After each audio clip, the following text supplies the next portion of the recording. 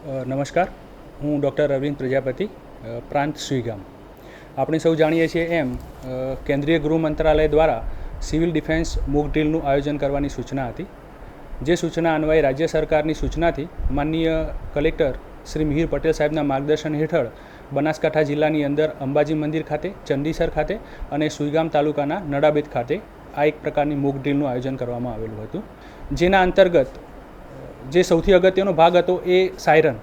તો સુઈગામ તાલુકાની અંદર તાત્કાલિક ધોરણે બોર્ડરના 11 ગામડાઓની અંદર આ સાયરનનું ઇન્સ્ટોલેશન કરવામાં આવ્યું હતું અને ત્યારબાદ બાકીના ગામડાઓની અંદર પણ આ સાયરન પૂરી પાડવામાં આવી છે, જેના ઇન્સ્ટોલેશનની કામગીરી અત્યારે હાલમાં ચાલુ છે.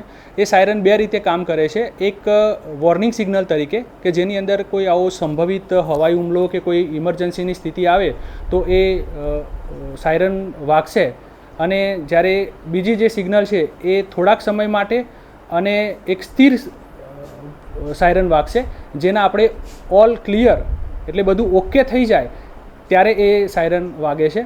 આ જે સાયરન છે એ સાયરન એ ખરેખર તાત્કાલિક નાગરિક પ્રતિભાવ એટલે કે લોકોના ક્વિક રિસ્પોન્સ માટે બહુ અગત્યનો ભાગ ભજવે છે.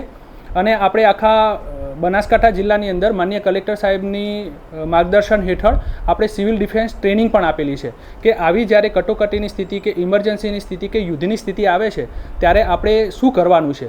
તો લોકો પણ આનાથી વેલ ટ્રેન્ડ છે.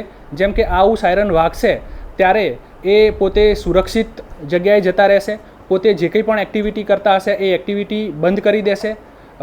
જે વોલેન્ટિયર્સ હશે એ બાળકો, વૃદ્ધો, દિવ્યાંગોને પણ સુરક્ષિત જગ્યાએ લઈ જશે, ખોટી અફવાઓથી દૂર રહેશે, વહીવટીતંત્ર દ્વારા જે સૂચનાઓ આપવામાં આવતી હશે એનું ચુસ્તપણે પાલન કરશે.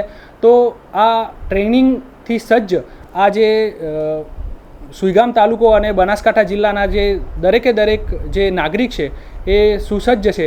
એટલે આ સિસ્ટમ એ ખૂબ ઉપયોગી નીવડશે. છેવાડાનો આ જે તાલુકો છે, બોર્ડરનો જે તાલુકો છે, એ તાલુકાના દરેક ગામડાના એક છેવાડાના નાગરિકની ચિંતા કરવા માટે આપણા સંવેદનશીલ મુખ્યમંત્રી માનનીય ભૂપેન્દ્રભાઈ પટેલ સાહેબનો હું આ વહીવટીતંત્ર વતી અને આ બોર્ડર જે તાલુકો છે એ તાલુકાના દરેક ગામડાના પ્રત્યેક નાગરિક વતીથી હું હૃદયથી આભાર માનું છું અને સાથે સાથે આશા વ્યક્ત કરું છું કે આ જે નવી ટેકનોલોજી છે કે જે સાયરન જે દરેક ગામની અંદર ઇન્સ્ટોલ કરી છે એ જ્યારે પણ આવી કોઈ કટોકટીની સ્થિતિ આવશે, ઇમરજન્સીની સ્થિતિ આવશે કે કોઈ પણ પ્રકારની યુદ્ધની સ્થિતિ આવશે ત્યારે એક સચોટ માહિતીથી લોકોને વાકેફ કરવા માટે, એક ચેતવણી આપવા માટે અને જે આપણે નાગરિકોને સુરક્ષિત કરવા માટે જે રાજ્ય સરકાર જે સતત ચિંતા કરે છે એમાં 100% આપણે સફળ થઈશું.